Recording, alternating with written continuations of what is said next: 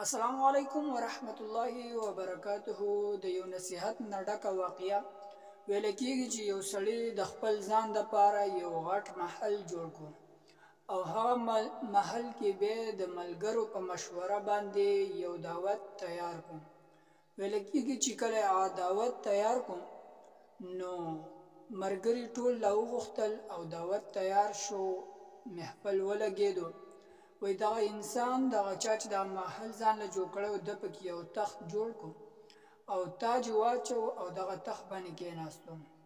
وای خبرې کېدلې چې په دې کې یو دروازې دستک چا ووهو او دروازه چا وټکوله.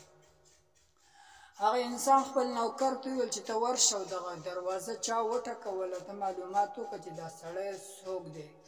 هغه نوکر چې لاړلی او کله یې دروازه کولاو کړه نو ګوري چې د دروازې نه بهر یو کمزوری او ضعیف عمر بوډا انسان ولاړ دی. هغه تپوس کوي نوکر ته څوک یې؟ هغه بوډا انسان ورته وایي ورشه او مالک ته دې ووایه چې ملک الموت راغلی دی. دغه نوکر چې دا خبره واورېده ډېر په یره او په منډه باندې لاړی او مالک ته تپوس کوي وایه څوک په ور کې؟ ورته وایي آقا بهر چې دی ملک الموت راغلی دی. چې کله دغه انسان دغه د محل دغه مشر دا خبره واورېده نو وایي خوله پرې راله، له یېرېدو سم ړچ پرې ولګېدو.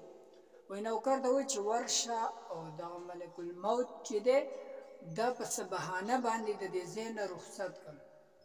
باچا او د غلام یعنې نوکر ترمنځ دا خبرې کېدلې چې په دې کې ملک الموت هغه فرشته راورسېدله او د باچا مخې ته راغله او باچا ته وایي چې څه نوکر ته وایي چې ورشه او ملک الموت په بهانه باندې رخصت کړه.